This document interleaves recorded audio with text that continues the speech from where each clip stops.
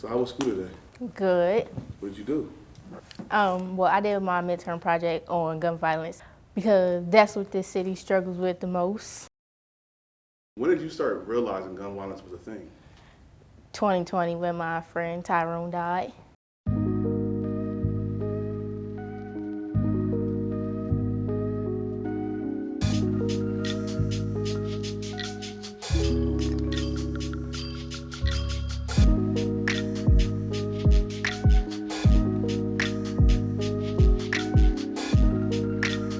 My motivation before the pandemic was at a 10. I was going to Premier Arts Science Charter School. I was always a A and B student. Like I went there kindergarten through 5th, and then I attended math and science 6th grade to the 8th grade, but my 8th grade year the whole year was online, and I just didn't do good at all. In 2020, I was only 13 years old. And what happened in 2020? A lot, like life, everything changed. Like couldn't go outside and play. Everybody had to wear a mask. Couldn't even just go to the grocery store. I don't know how to explain. Like everything was just different. Like I stopped really caring about stuff. Like cause that's when we had to do virtual school. My whole 8th grade year, it's gonna like sound embarrassing, but my whole 8th grade year, I didn't do nothing. I failed the whole year. Like I just didn't have no motivation for nothing. Like I just stopped caring. So not only was COVID going on, there was a lot of gun violence and things going on all at the same time. So it was me trying to make sure that I did what I needed to do for my kids, educated them, but they experienced like a huge loss. They lost one of their very close and best friends, Tyrone. It was very hard for them. The easiest way that I was able to maybe help them understand what was going on, have them cope. I actually reached out to their teachers. I reached out to counselors at their schools. I reached out to friends of mine who work in the mental health field just to see what is it that I can do for them. The options were offered to them, but they were uncertain. They were afraid. They did not want to do counseling. They thought that I thought something was wrong with them or something. But many, many nights it was us in there talking, crying, those type of things. So I chose my topic on gun violence because I've been affected by it since the beginning of 2020. I lost my 2 brothers, Jawan Washington and Brian Hall. Then it was Tyrone, then my cousin, well, my mom's cousin, but I call my cousin, Tyshawn Darden, and then my little big cousin. He always thought he was older than me. Like we're the same age, he's just a couple months older, but my cousin Kymere McKinney, he just passed away like a month ago. So I did it on that because like I want like their name to be heard. Like even if they did get justice, like they still need to be like known of because they were all under the age of 21. So they didn't even like really live their life to the fullest yet. I still don't think that they really coped and are still dealing with it because before they can heal from one, then there's another one that comes up. And it's just like continuing to build. The great thing for me that I feel was that they're mature. So as the years have gone on through COVID, not only did they have to get through that, they figured out their own ways to cope with it.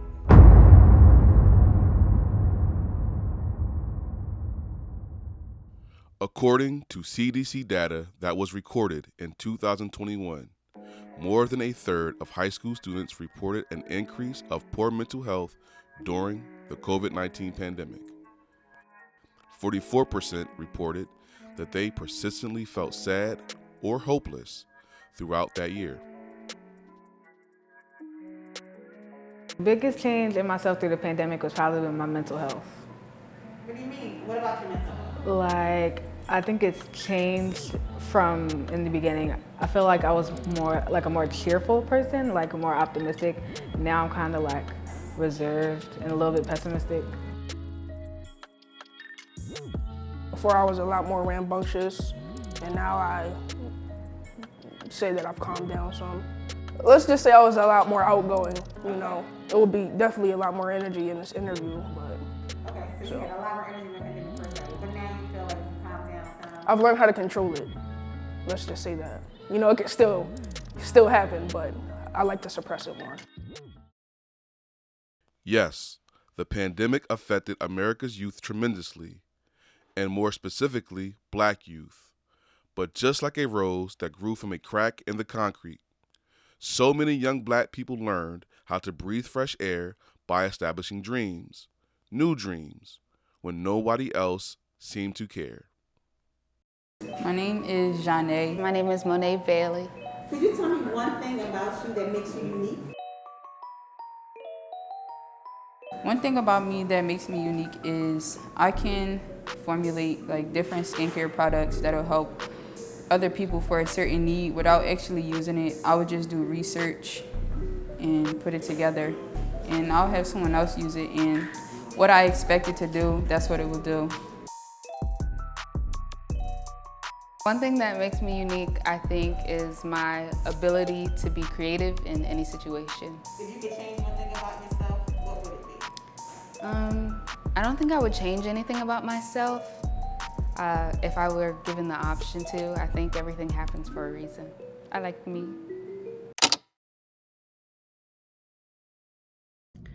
One thing that makes me unique would definitely be my stutter. I've been stuttering for nearly as long as I can remember. And one thing that sets me apart from the rest is the fact that I use my weakness as my passion. See, a lot of people tend to pursue their strengths. So someone who's good at writing becomes a writer, or someone who's good at drawing becomes an artist. But someone who has never been a fluent speaker wants to teach fluency to other people. So I just think that's kind of ironic. Just like a rose that grew from a crack in the concrete, young black youth also learn ways to survive. No, young black youth found new ways to become empowered. A level of maturity and accountability became a thing of the present, even when the world seemed to be closing in. And how were they accomplishing such goals? Well, that's simple, from within. I think I know that the murders of both George Floyd and Breonna Taylor in spring 2020 definitely jump-started Black Youth for Justice. The Black Lives Matter. Like, I've always been passionate regarding the Black community and what the Black community are going through and they're experiencing. So that would be like a topic of discussion. Like, whenever I'm with my friends here at my HBCU, I always try as much as possible to discuss about Black Lives Matter, justice for the Black community, how do we grow as Black people, what can we do to ensure that we have Black supremacy, what are those things that we can do to ensure that we have Black prosperity. So if there's a topic of discussion that I would definitely be radically involved in. While we were grieving of the losses that we were experiencing in our community, because they weren't the only two at the time, at the same time we knew that after that happened, it was our moment and it was our time to kind of take matters into our own hands and really start to discuss and talk about how we can really make change in our own communities so that we're not continuing to see this happen.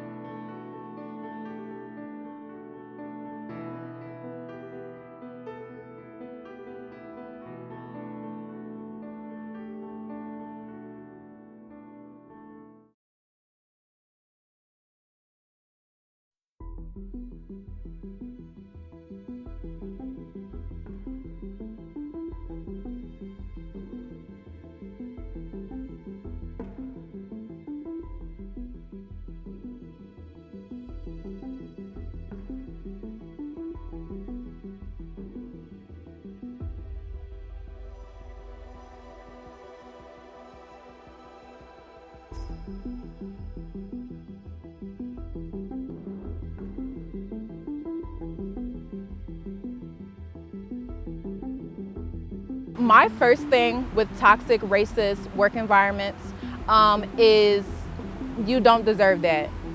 None of it. Like, you are worthy of a comfortable, positive, encouraging work environment where you can show up to work and do your job and go home peacefully without the extra, the extraness.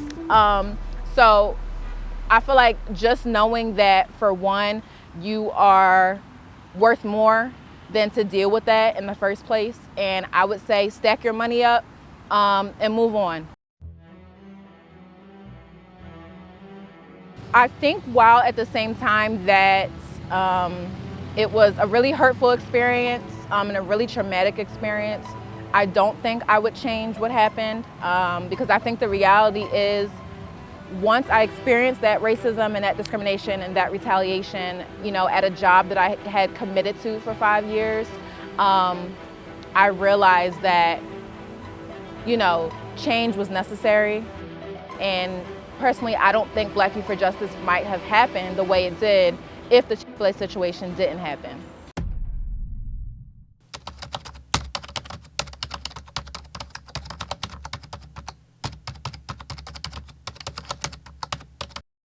When I hear the word activist, I usually think about like Angela Davis, I guess. So that's why I didn't consider myself an activist, mainly because she was fighting for what's right.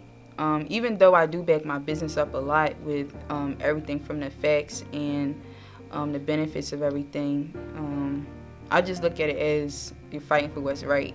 So that's the only reason I didn't consider myself an activist. Okay, and you think about it more now? Do you think you're an activist at least a little bit? Yes, from as far as what you were saying, how I back my stuff up, how I try to get my foot in the door with everything, I definitely do consider myself an activist. Yes, I really do. I would agree. And even if you don't feel like you are activists to other people in the community, maybe they are activists for you. And your business, like you said, your friend helps you, give you the motivation to say, you know what, I'm going to start my business. And I love that you said, I'm going to come with this IKEA tablecloth, I'm going to bring my products here, and then look and behold, you sold out. Yeah. And like you said, it was up from there. So congratulations. Would I consider myself an activist? I kind of fall in between, just because I'm not the person who is always on the front line fighting and advocating, but I do show my support where I can. And I think a part of being an activist is promoting social change. And me being a part of HERO is showing younger kids that whether you decide to pursue entrepreneurship or go to college, you can still be successful whatever path that you take.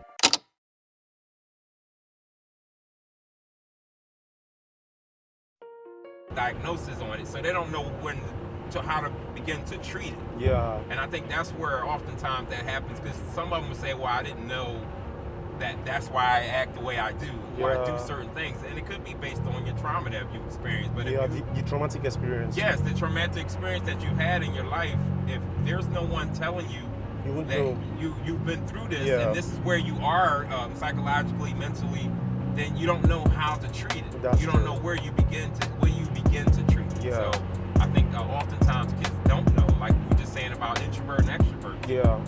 You don't know. You're not certain. Like, some people know, you might believe you are, but like, it would be great to see a test that could pretty much find out exactly where you may fall in line. Because like you said, you're in between. Yeah. You know what I mean? And I would say, if someone to ask me, the first thing I would say it would be introverted. Yeah. But again, you said you felt like it was more of an extroverted kind of energy. So again, I just think kids there's resources there. We want to make sure those kids have those opportunities to be able to find those things out about themselves. It's necessary with moving forward with their mental health. Absolutely. And it's very important these days. I think a lot of the things we see that's happening now, it starts from people's mental health. How are you getting treatment? Are you seeing someone professionally about it? You know, all of those things. And at times I think parents struggle with their mental health. Absolutely. And I can say stress for myself, yes, that stress. My parents had stress. They had trauma in their lives, but they never got them treated. Wow. There was never diagnosis, and treatment that was given. So they pass it along. It's a cycle. Yeah. And you have to break the cycle at some point. Yes. Because in some of our communities, we're taught that you don't see counseling. don't seek professional help. And that's so far from the truth. And we shouldn't teach our children that moving forward. Yeah. It's okay to seek a counselor. You're not crazy. It's okay, You know, yeah. it's I love okay. that word, yeah. It's okay, okay, yeah. you know, and Just, that's what they got just to for your teach. well-being, yeah. Yeah, you know, and I think we have to start continue to push that Yeah. narrative.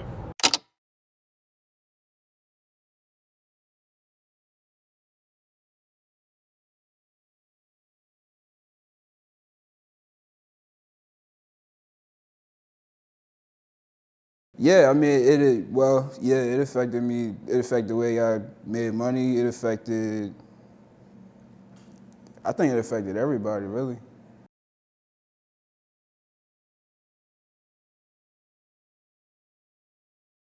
Was learning online difficult?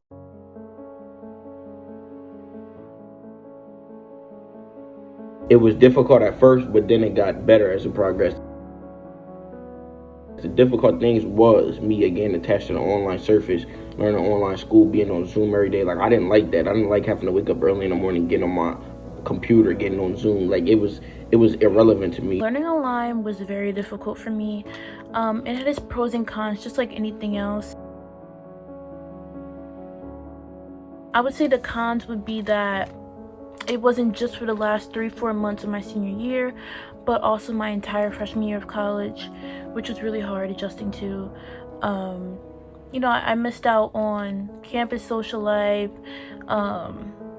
just like, you know, even face-to-face interactions with my professors that I missed out on. I think the hardest for me in virtual was having to stay on the Zoom, having to keep waking up early, and especially math, because math is like a hard subject to learn, and having to do that virtually, it just wasn't good because I just wasn't understanding. So that's why I just like stopped doing my work. I think another con would be that it was really hard for me to focus at home. I got distracted really easily just because I feel like there were things available to me that wouldn't have been if I was in person at school.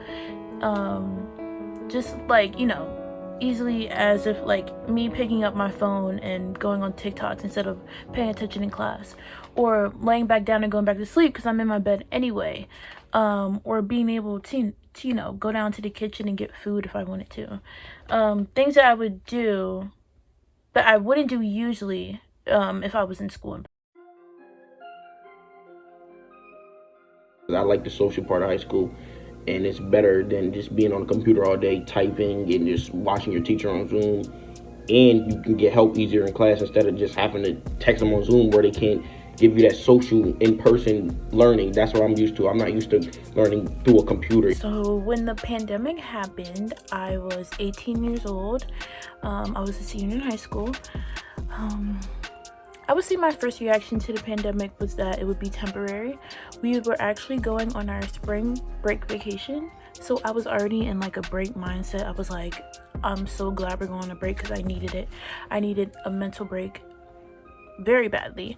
I had bad senioritis. Like, yeah, I was ready to go. I was ready to graduate, but I don't think anyone realized the severity of the pandemic until they told us that we wouldn't be coming back for the last 3 months of our senior year. So yeah, we were on Zoom. We were doing remote learning for March, April, May, and in June, a little bit of June. Freshman year is a big part of your high school career. That's the first year you get to go in school. You get to figure everything out. Like, it's the first year you get to experience high school. So it did play a big part. It's different than middle school and elementary. I wouldn't say that missing my prom made me depressed. Just because I don't want to use that word too lightly, but it definitely did make me a little sad and upset, of course. And I still am a little bitter to this day, just a little bit.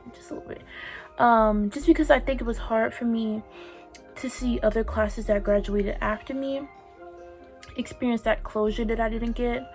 And I feel like everyone looks forward to senior prom. It's the last hoorah, you know, of senior year. It's just a moment in time that I think everyone should and wants to experience. And unfortunately, I didn't get that. But, you know, we're okay. I'm okay. Was there anything I missed out socially, sports-wise? I love playing football, basketball, track. It would have been better because I would have got to feed off of older people that been there for 4 years. Yes, it did. It did play a big part. That is one thing I would do is restart my freshman year of high school.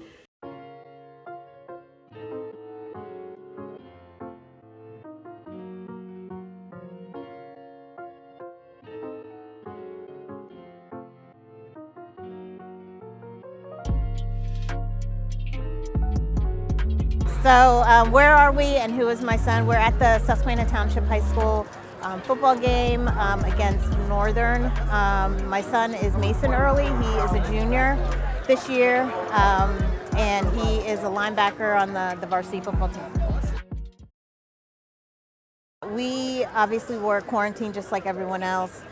We really tried to stay in touch with each other, especially our high schooler. We have a ninth grader, or had a ninth grader at the beginning of the pandemic. He's now a junior, but making sure we were staying in touch with him, checking on him, being isolated. He had just started a new school after being at private school for 2 years. So then starting here, he had been in this district before, but there was a lot of new kids and he was going to school 100% online.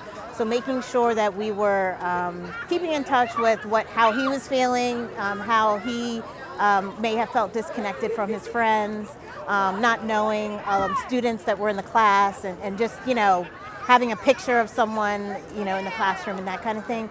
He, did well academically, so on paper his grades were fine. But, emotionally, obviously, I'm sure that, there was definitely a toll with not being able to connect with kids in the classroom, or even knowing them, or having the option to socialize with them, like at lunch, or get to know those in the classroom. So that was challenging. I've seen a change just socially. He's really, I'd say, pretty much back to normal, not 100%. I think even in middle school, he would get together with his friends on the weekend. He still doesn't do that as much. I don't know if it's just because he's older. He's 17 now, and he does drive, but even still, it's kind of like, hey, Mason, why don't you go to a movie or do something with your friends, get together, and you do have to push him, or he doesn't want to plan those activities or be the leader in planning it.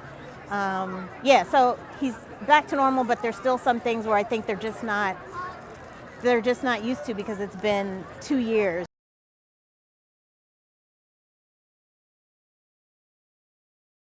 You like to meet people face to face? I like to meet people on a genuine basis.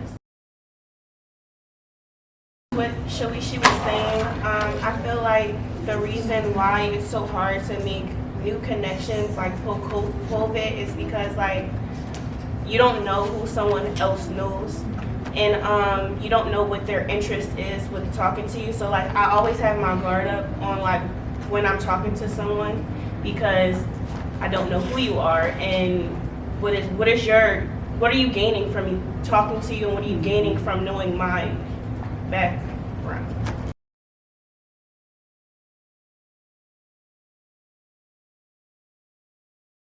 So, you like to meet people face to face? I like to meet people on a genuine basis. Mm-hmm. So so that to you is what it could be a variety of different things, just something that feels genuine to me. I don't know, I don't have a list of what's genuine, but I feel the genuine energy. If someone's just, I just feel like it's a vibe. I don't know. It's your boundary. It's your boundary. So that's what I wanted you to say. So that your boundary is genuine connection, face to face.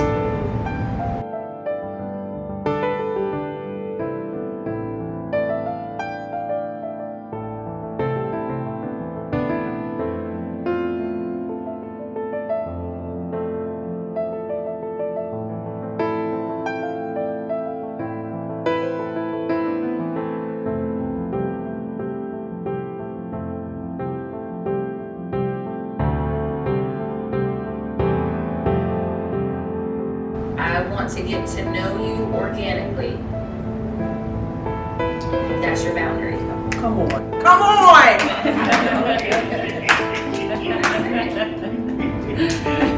And that's really good.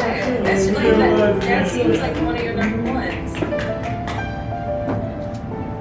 Because honestly, what I hear is, you're like, yeah, my guard is up, and prayerfully, it'll come down some, but it's also your expectation. So your boundary is I want to meet you organically. That's my boundary. I don't do the whole phone friendship. That's fine. My expectation is don't waste my time. I don't like that's so this, yeah, my guard is up, but it's like what you want, like I can be going up in names.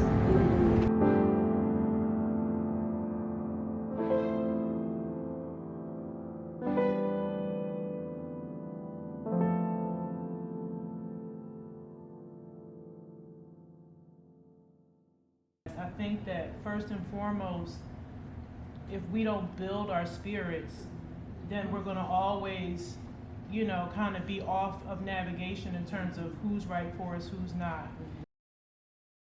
I also think that, like in Kristen's situation, for example, when I connected with your mom, it was the fact that she went to Rutgers. I asked questions because I wanted to make a connection.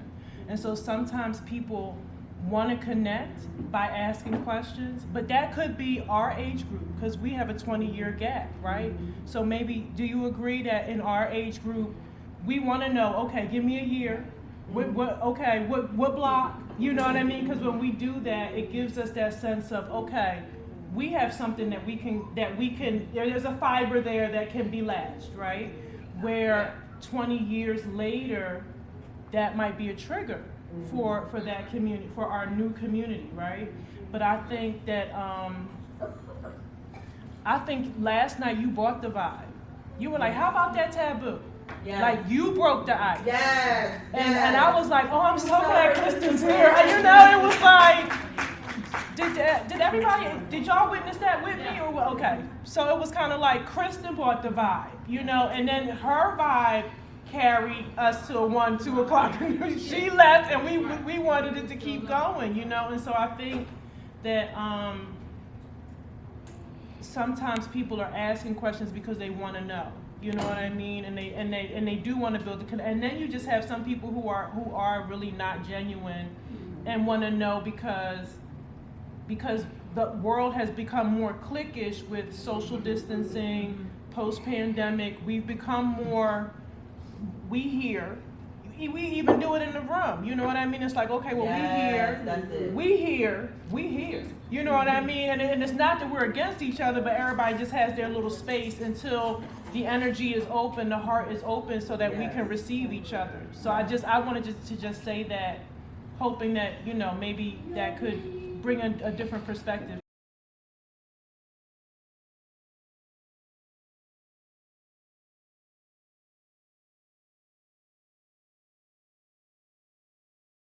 Loving yourself is tough. Waking up every day with a proud sense of who you are can feel exhausting or even impossible.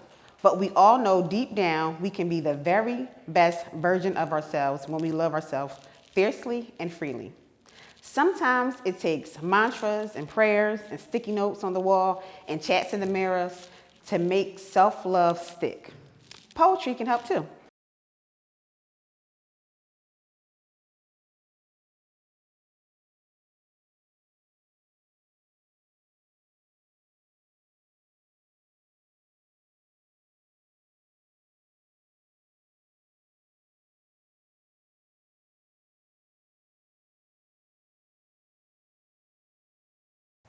Working on ourselves are very important, which I think the yoga and dance, all that stuff helps you physically and mentally to prepare for your day each and every day. So I'm excited that we were able to do this and come together. Was everybody here? We all introduced ourselves, right?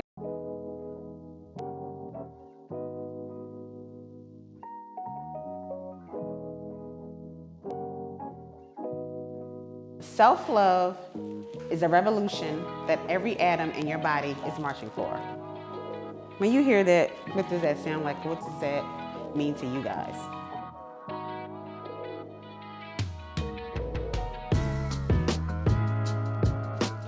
A lot of times we do have a lot of self-doubt about ourselves.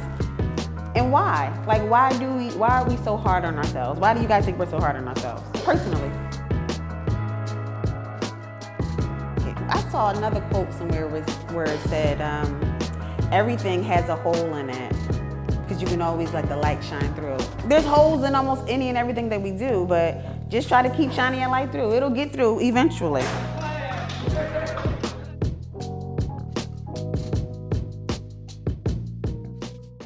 Hello, hello, hello. I am Tony Purnell, Philly's favorite psychotherapist, also affectionately known as the light worker. I help you tap into your natural born light, and I want you to shine wherever you go.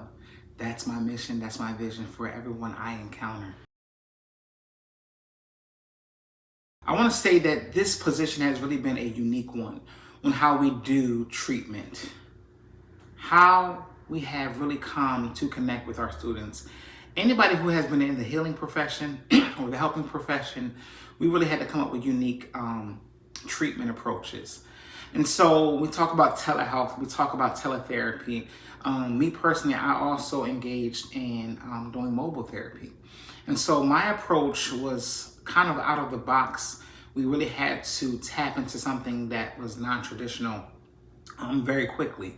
Providers had to really tap into telehealth faster than what we wanted to intentionally do. I think we were already going in that direction, but we were pushed into it a little faster than we originally wanted. So really, ideally, before COVID, students were already dealing with loneliness. Students were already dealing with anxiety. Students were already dealing with depression. And so you have just the natural tendency to be a teenager, the natural tendency to be a student. Being a teenager, being an adolescent is already hard. Now put that with mental illness. Pair that with a pandemic. You can only imagine what our students were seeing. And so my approach was person-centered.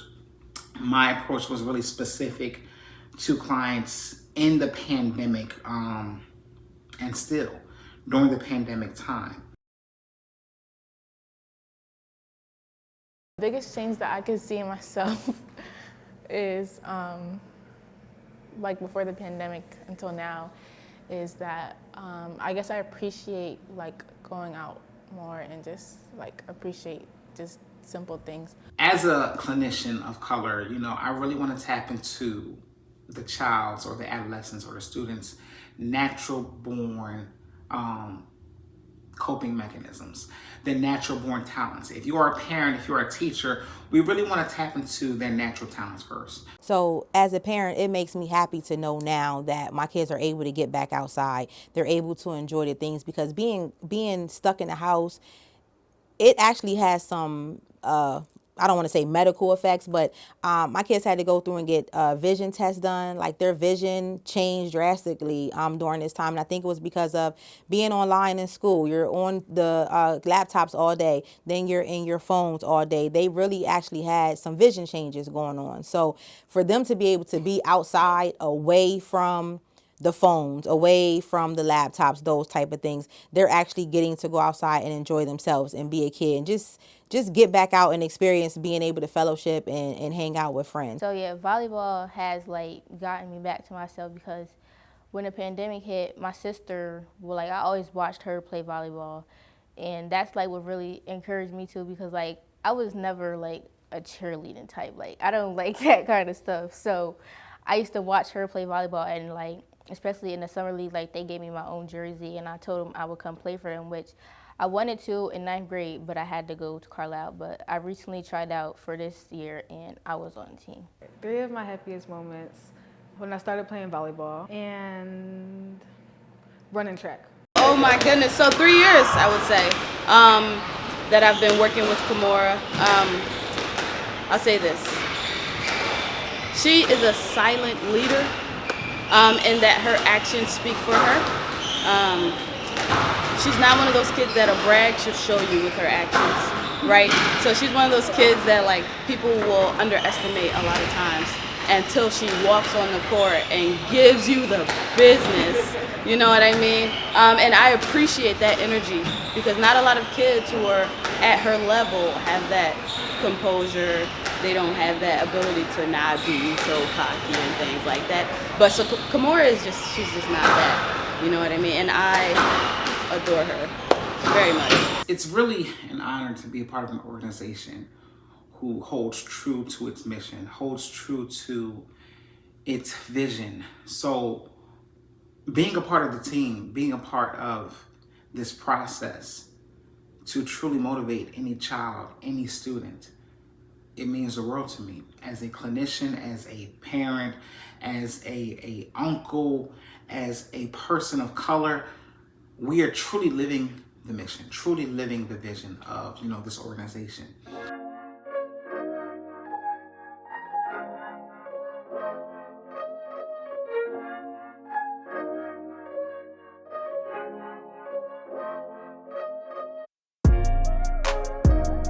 We thank you for the team, God. We thank you for the vision that you've given us. And we ask that you will continue to cover each and every one of us, cover our families and our loved ones, strengthen them and guide them.